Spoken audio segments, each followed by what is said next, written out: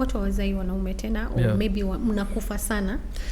Being somebody who works for the janaza, whenever I see a janaza ya mwanaume ikipita, nasemanga ya Allah, those are 4 wives zimeenda tu hivyo. I think if you look at medicine, you need to start cauterize the bleeding and then look at where the problems, where you can find the vein and cut off. We need to start and stop the bleeding. Is when someone comes to get married first, is we have to follow that criteria. Don't come and tell me he has a good career, has a good job. No, that does not tell me he's akhlaq. So let's start there, okay? So that we the next crop of boys are actually going to have values.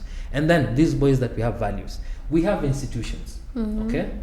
Our institutions need to take more responsibility. We take our children to doxi, we take them to madrasa, okay? Are we just going to learn Quran and then they go home? How do they intermingle with others? Are they respectful? I mean, every possible thing that we have is on rent. Allahu Akbar. And what Allah asks for is just kumti, and that's the rent that we pay. Leo Mwenyezi Mungu amesema, I've given you your husband for 20 years. I think it's high time your husband, or you share your husband. That is something that a lot of women cannot comprehend. You get me? Yes. So let's come to... In short, polygamy affects your iman as a woman. Why? Because sasa wajua ile huzun wal khawf na nini shika hata pia hii ni mtihani. Yeah, absolutely. Barakallah. So again, additionally, there's a common saying that women have. Mimi nampa kila kitu, ankosa nini kutoka kwangu? Kaoa. Kweli? Okay? Wallah. So now let's agree on one thing. Al-kamalu lillah. Wallahi. Okay? Who said you are perfect? I'm not perfect. Nobody is perfect. But who said, why did you in your mind think you are the perfect wife?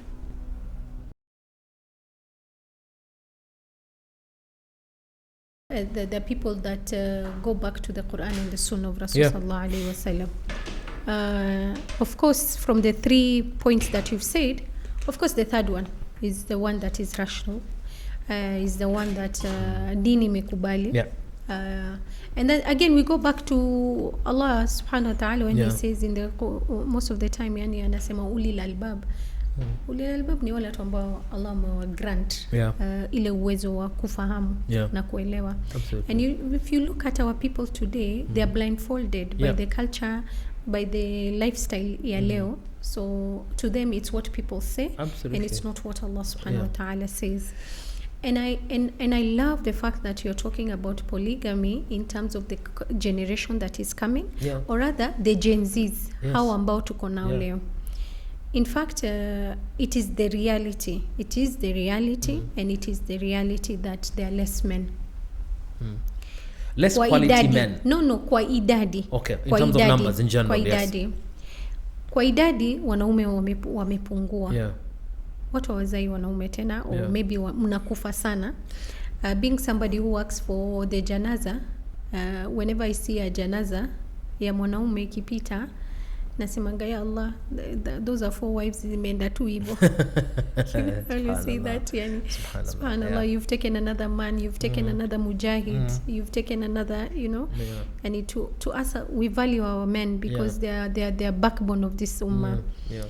And so we are looking kuwa idadi yao inapungua na wanawake wamekuwa wengi. Na wanawake wa leo, mashallah, our girls of today, they have reached a level that they were prepared for. Girl child education, nakumbuka when I was growing up in the 90s, it was all about girl child. Even the music ilikuwa about Beijing conference and stuff like that. Yes, women empowerment. You remember? Beijing. Hata tulikuwa tuna TV lakini unasikia tu kuna wamama wameenda China. So what they have worked for has come to light. Our girls are empowered, our girls are educated in terms of their deen, mashallah, in terms of their akhlaq, mashallah, in terms of everything, mashallah. wamefika pahali. In fact, I envy them. I say, when I wish yani ningekuwa na hii akili uko nayo when I was your age, I would not be what I am today. So naona they are mashallah yani intelligence and everything. And then when you look at our brothers, wamefika hapo, si ati hawajafika. It's just that the opportunity is not granted for them. And I look at it as mtihani kutoka kwa Allah subhanahu wa ta'ala. Because leo msichana kwenda kutafuta kazi, mwanaume aende kutafuta hiyo kazi, chances that they are going to give the girl. Most likely watapatia. So si ati wanaume wamelegea, si ati nini. No, our Gen Z boys are on top of the game like nonsense. Unaona? They are ready for these marriages. It's just that ni hiyo capability ile ambayo umesema Allah, Rasul amesema 4. Huyu mwanaume utapata kuna akhlaq, utapata ametoka family mzuri, ni ile tu capability. So we want to look at this in terms of now polygamy. Tunasema hivi, wale ambao wameweza kukua already married, like you brothers who are married, okay, of course, marry the Gen Z girls, bring them in as your second wives, and we should raise that awareness that it is okay for a young girl in her 20s to come into a good marriage when it is available for us. Hiyo ni kitu lazima tufanye. I'm talking from a perspective of a woman. We should stop discouraging our young girls to get into polygamy if it's a good match for the girl. That is something I'm looking into it. And in that way tutapunguza ile zina inaendelea kwa community today. Because when you look at a young girl, she wants to get married, she has reached the age, she's anafika mpaka 30 years, bado huyu mwanaume haji tu, because by 25 ashamaliza university, ashaanza kazi, sasa the next 3 years ni kungoja huyu mume haji, 30 imeingia, 31 imeingia, now she's 32, she's sinking into depression, unamwona sasa anaanza kuingia vitu zingine, then she acts very desperate, unamwona anaingia secret marriages, unamwona anaingia shisha, unamwona why? Because sabri imemuisha, and then we become very judgmental with the outcome of the girl. Yet it was just stara ile alikuwa anatafuta. We should look at marriage as stara and not a fairy tale. And not a fairy tale. Stara tu, wewe umepata tu mtu anakustiri, shukuru Mwenyezi Mungu. Huyu tena mzinifu. Unajua you're not exposed out there to the men and all that. So I think for me that is my advice. But now when we look at now Gen Z, the men. So opportunity for them to get to financial capabilities is a bit scarce. How do you convince a Gen Z to get into polygamy? The question is, why do they need, as we're talking about from a man's perspective or from a woman's perspective? From a man. So why would I want to convince a man to go into polygamy? So that upunguze the number of zina that inaendelea huko nje. So what you're trying to say is we have a social responsibility katika umma wetu. Ni wasichana wetu, because you're the same community that judges our girl when they are married to the Christian men. I agree. You're still the same one. Akikwenda kuolewa kule na John na nini. And maybe John has ticked all the boxes for this young except girl. Being a Muslim. Just nile tu Uislamu tu ndo imemiss kwa huyo John, unaona? So before this girl turns her head and say enyewe hapa imekosekana, wacha tu niangalie huku kwingine, before all that. So let's agree that we have a moral responsibility in our ummah to safeguard our ladies. Let's agree on that. And do women feel the same, that us men, Muslim men, need to safeguard them? Do you feel women in general feel that way? Yeah. Because if that were the case, women will be advocating, not men, women will be advocating for us to marry those Gen Zs or those women who are yet to be married or need a man. They would be marshalling to the streets and pushing us katika mimbar and mahutbas, please oeni. So we are just being selfish. But they are the ones actually the barrier who are not. So you find a woman has a 23, 24-year-old girl. Yeah, hataki mume yake aoe, but you ataka her daughter to be married. That is hypocrisy. Yes, that's hypocrisy. So that's exactly the challenge. Secondly, like I said earlier, it's very risky from an adala perspective for a man to go into polygamy. That's why Allah said, wa in hiftum. So sawa, I can encourage someone to marry, but if that someone is fearful and say, hey boss, I'm not sure whether I'll be able to do adala, and what am I going to say mbele ya Allah kesho? So they tend to refrain, especially. So tunaona hapa kuna shida Sheikh. So it's a iko na shida seriously. Okay, me as Ustadh Aisha, mimi sikudanganya. Me as Ustadh Aisha, wallahi these young girls come to me on a daily basis. Mtu ako radhi, yani niko pale msikitini, salamu alaykum, umemaliza kuswali, umekaa tu, somebody comes to you, ako na degree yake, she's doing her masters, her car is parked outside there, she's yeye alhamdulillah amefika settled, lakini huyo mume tu let's get to a point where they are acting very desperate wallahi yani pali imefika. If we don't marry these girls, if these girls don't get married, there's going to be a pandemic. I think it's already there. It's already there. So I look at it as an individual that polygamy is the solution. And that's what... And that we as women, Muslim women, should not try to fight it, but accept it and be able to, how do I say it? Yani, we accept it with hikmah.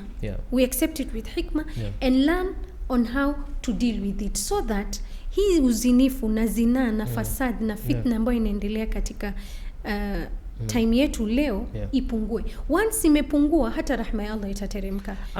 We are living in a time whereby people are saying hakuna kazi, hakuna pesa, hakuna nini, but kila mtu ni mzinifu.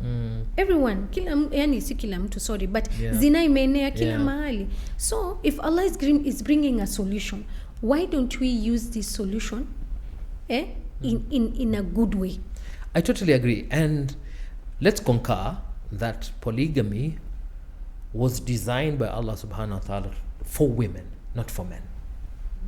For us, we're just bonus, we're just joyriding, but it was designed specifically to safeguard such scenarios. Are we saying that let's concur that polygamy was largely designed so women can get started? Are we on the same page when it comes to that? I mean, if you look at what is happening today, yes, why not? And it's going to get worse. Done in the right way. And if it is done, so the execution, if it is done in the right way, so the execution now is going to be a challenge. But you see, Islam is perfect. We are the ones who are lacking in terms of execution. From everything, from polygamy to sunnah, these other sunnahs, we are the ones who are not executing it well. But in terms of... So we are throwing the ball back to men, back to the Muslim men. They are not acting up to their responsibility. So they are not acting up in terms of taking, protecting. When we say ar-rijalu qawwamuna, it's all about protection. Absolutely. The men are not taking the responsibility of protection the way it should be. I mean, there has not been any umma. Hakuna ile umma yote imeshaifika pali sisi tumefika tuseme ati tumekosa wa kuoa banati yetu. Surely it has never reached to this. So even men lazima wajibike. I understand. They have to pull up their socks and look at where. Absolutely. So you see the biggest stumbling block, the biggest stumbling block of adoption of polygamy is actually women. Because of how you view us as your husbands. You are possessive. You view us as my you property, own us. My property. How could he? And yet the guy, the person, the creator, the supreme being, Allah subhanahu wa ta'ala al-Khaliq, created me with a manual to have 4 slots. He's the one who created me. But you come and say no. And very interestingly, so sisi wenyewe ndo enemies of ourselves. But women have always been the enemies of women. No, not recently. Nowadays we are supportive of each other. Really? Yeah, to an extent we are. Really? Nowadays we are trying to be you draw the line when it supportive comes of to each your other. husbands. We draw our line. Sijakata, we are drawing our line. But it's high time that women were open-minded to that. Because today it is you, tomorrow is your daughter. And hence now the hypocrisy. You'll be okay with your daughter getting married number 3. But you, no way. Nimekubali. So but I'm still going back to the fact that men have to man up. I agree. They have to man up. They need to come to that level whereby wachukue hii responsibility, na si responsibility ya polygamy. Mimi siongee peke yake polygamy, Yeah. like Muslim men should step up, kusema tu ukweli. Okay. Chukueni, like Allah subhanahu wa ta'ala ndo amewafanya nini leaders, unajua Allah amewapatia sisi kama amana yetu. So I feel like once the men will take up that responsibility ya kila kitu, I think things like marriage and polygamy haitakuwa ni kitu kubwa, lakini sitting back and just relaxing, hauna ghira, mwanaume mtu mzima una ghira na ummat Muhammad sallallahu alaihi wasallam, unapata tu wanawake wenu wako everywhere and it's okay, wewe wavutashisha na wasichana wenu wa Kiislamu, you know, hakuna ghira anymore in terms of men, and I think hiyo ghira ikirudi, kutakuwa hakuna shortage of husbands. I know we might digress. Is where do these men come from? Homes. How are their homes? How is their upbringing? These men hawakutoka kwa mti. They were brought up. They were boys at one time. How did these boys end up becoming these men? 1 + 1 is 2. If at the early age of this age they weren't responsible, they weren't taught responsibility, you expect them to have a different outcome. Allahu Akbar. So I think we should have a different platform altogether, and maybe it ties down polygamy. How to turn boys into men. What happens when boys don't turn into men? Allahu Akbar. Ndoi. So, but let me start there. Those boys, how did they grow up? What values were they instilled? What environment? What environment did they grow up in? Okay. Now it comes down to how did those two parents pick each other? When a woman is picking a man, for example, if you don't pick from the criteria, from the framework, which is deen and akhlaq, if you don't pick that, you pick it from he's handsome, he comes from a good family, he has money. Those are some of the ramifications that you get. Because you'll have a good life, but you'll not have a father who's there, who's present with values to instill in his sons. Okay? If a man is going to pick a woman because she's pretty, for that example, what values is this woman going to instill in this boy? Because this child value system zao zinatoka both from parents and from both parents, baba and mama. So they need to have the right value system to instill in this child. Do you think it's too late for that, for us, for our boys today, since they were not turned into men? Do you think it's too late, ama kuna bado hope ya kutengeneza vijana wetu? I think if you look at medicine, you need to start cauterize the bleeding and then look at where the problems, where you can find the vein and cut off. We need to start and stop the bleeding. Is when someone comes to get married first, is we have to follow that criteria. Don't come and tell me he has a good career, has a good job. No, that does not tell me he's akhlaq. So let's start there, okay? So that we the next crop of boys actually going to have values. And then these boys that we have values, we have institutions, okay? Our institutions need to take more responsibility. We take our children to doxi, we take them to madrasa, okay? Are we just going to learn Quran and then they go home? How do they intermingle with others? Are they respectful? Do they have rahmah with each other? Or they come there, they read Quran, bully each other, make noise, insult each other and go? I think as institutions, we need to play a bigger role in terms of bringing up children. Growing up zamani, I remember my dad used to tell me, ukipigwa madrasa ma school na mimi pia nakupiga. Yeah, I remember. Kweli. You get me? So squeeze is the other way around. Ukipigwa ukilalamika, parent goes, kwa nini unampiga mtoto wangu? Yes, definitely. I mean, there are cases where, people are being abused and harassed. The kids, that's okay. But we need to have an ecosystem where tunasaidiana to bring up these children. Other madrasas, I remember in some of the examples we have, Ustada tampigia my wife. Leo, I've seen your son is a bit down. So by the time my son comes home, we've already gotten feedback. What's happening? What happened in madrasa today? Because there's a collaborative effort between us and the educators of we have all agreed that we are going to bring up these children together as a society. So I think as learning institutions, we need to be more. Okay, from your perspective, what is a successful polygamous marriage to you? If you look at it, it looks inakaje? Well, I would not be pragmatic if I paint a picture where the 2 wives or the 3 wives or the 4 wives wore over the same types of cloth and arusini pamoja. That's not pragmatic, to be honest. I think they need to have clear boundaries. There need to be clear boundaries where everybody is looking out for each other, not for themselves. For instance, let's say I've gone to my first wife and my schedule is and someone gave me a very interesting formula on how to see each family daily. For example, leo nimemka kwa number 1, si ndio? Okay, nimemka number 1, I've gone to I've picked my kids to school, I've gone to work. Okay, I pick my kids to school, I go back to number 1. Okay, umeshindaje nini. After, when I leave for Maghrib, I go to number 2. Okay, so I have Asha there, I swali Isha, I wake up at number 2. Si ndio? I do the same thing. So any particular day, I see both my families. So I know what's happening in both houses. So you'd find a scenario, a very simple example. There was one time this gentleman was telling me, ilikuwa nimechill, nikaghafilika. The first time nikumbusha, wewe time ya yule mwingine now. So what does it mean? We have to be cognizant kwamba kuna dhulma. If I do this, kuna dhulma. Mwingine ndo mwanzo atakutilia Piriton, ndo lale kabisa, usahau, simu yako atakuwekea silent just to try and agitate the other side. So my vision of is clear-cut boundaries of these are my rights, this is not my right, this is someone else's right.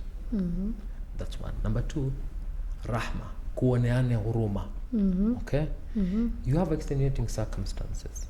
Leo niko kwa number 1, number 2 amepiga ni mgonjwa ama mtoto mgonjwa, please go kamshughulikie, because the same thing could happen to you. Okay, you get me? Another interesting example I will give you is and this has happened in Mombasa. The first wife had gone to her parents for one reason or the other. Of course, naruhusa mume wake, but she tells the husband, leo najua ni siku ya hapa, okay, don't come, you'll be alone. I've gone to my parents. Mimi naitoa hii siku kama sadaka, wala sitoidai. Please go kule. Kuna kudaiana? Oh, of course, kuna compensation. Okay. There's usually a compensation plan. Wow. Yeah. Typically. So it's for me, that's typically, as you're going through polygamy, is people to understand, hii ni haki yangu na hii si haki yangu. Nikifanya hili nitamdhulumu yule. I get you. And then at the end of the day, at the end of all this, at the end of the day, we are created to worship Allah. Absolutely. Hiyo ndo mwisho. Absolutely. Absolutely. Na'bud rabbana hata yatiana al-yaqin. Tutamwabudu Allah mpaka siku ile mauti itatufika. So at the end of the day, liwe liwalo, si tuko katika hii ardhi kumwabudu Allah. Absolutely. So the way you are saying, hiyo yote, so that you can have a clear mind to worship Allah. Absolutely. Even marriage is a worship.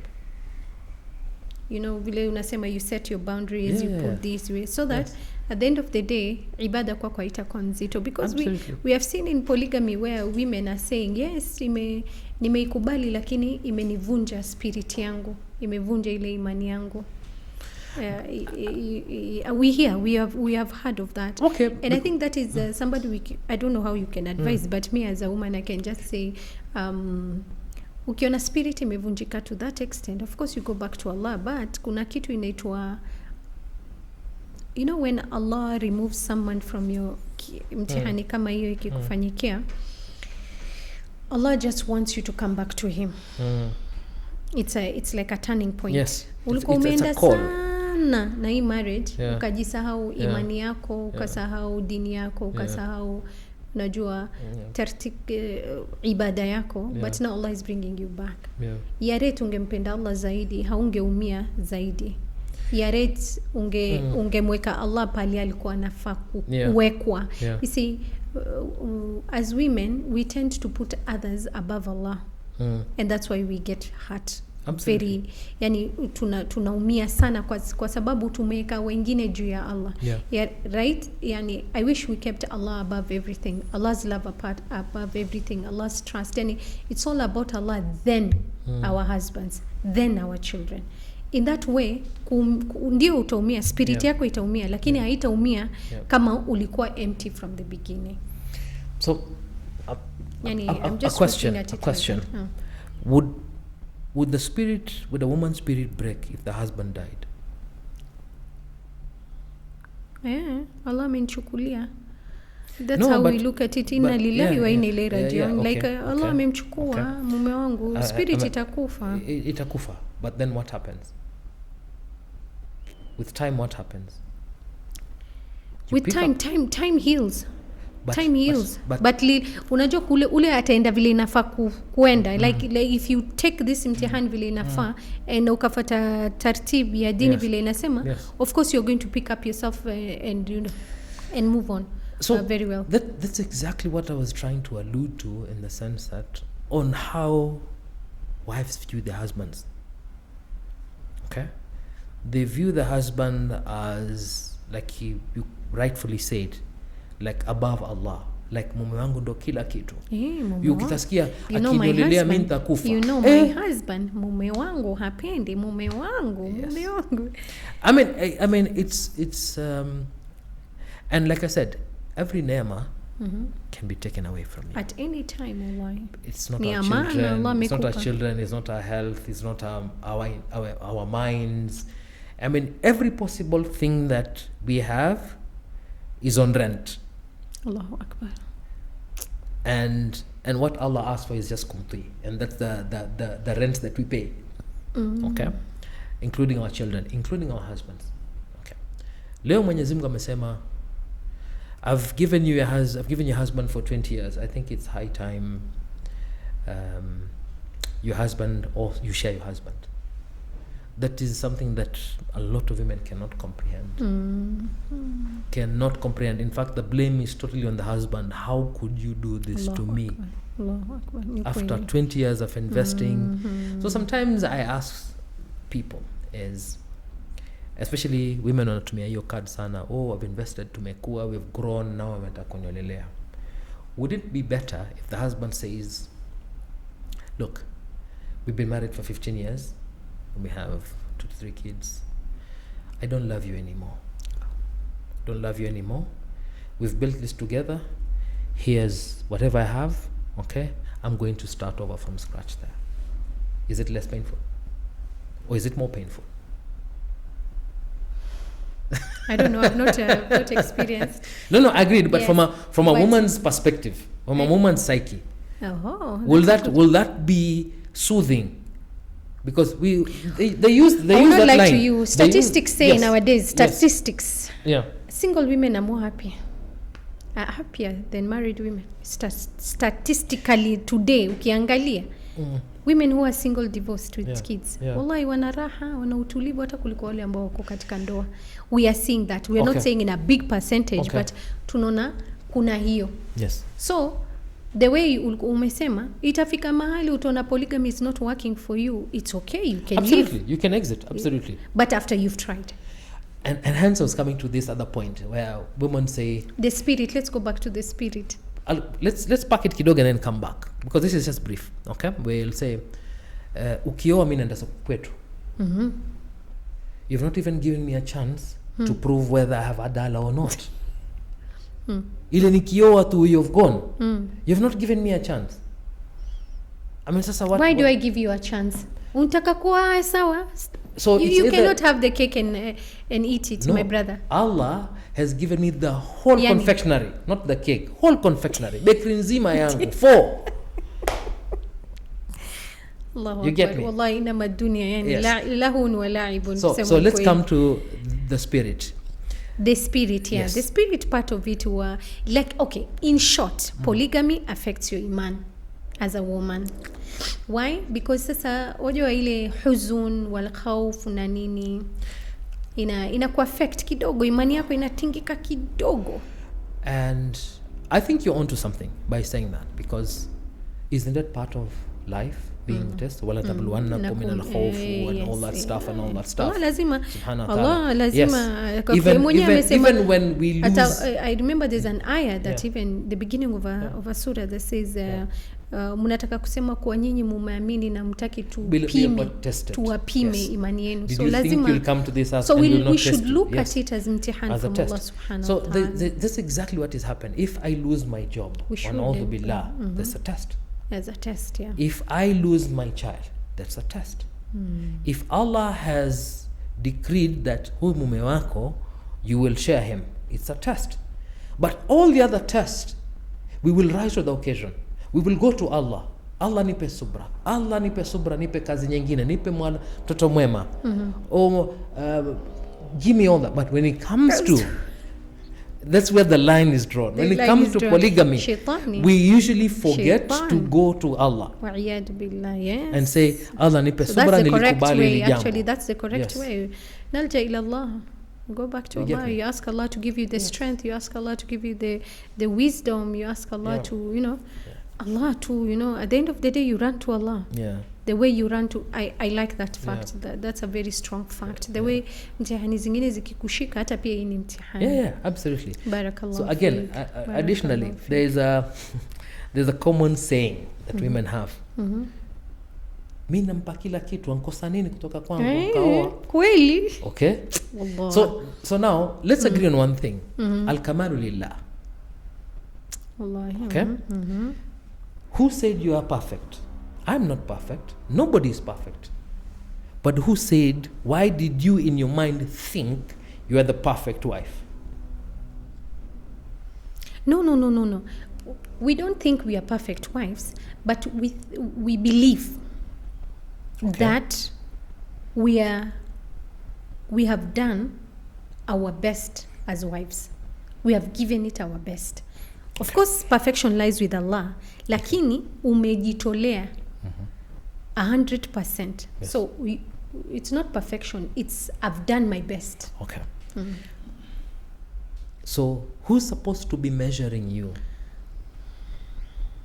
Myself. Who else is measuring If me? I do an exam and nimeenda nimekalia KCSE biology paper maths ikishamaliza, do I mark it? Someone else is going to mark it. Someone else is and award me marks. So again, if you do not have a communication platform with your husband to ascertain these are my areas of improvement. So I'm giving tips on where you, for example, get better at your marriage. Don't get in a comfort place and say, mimi namfanyia kila kitu. Mimi am perfect. There's no perfection. There's always room for improvement. And again, men, we are designed very, very interestingly. We want more and or different. There's always room. And that's what makes ambitious man a bit attractive. There's always more to achieve. There's always this.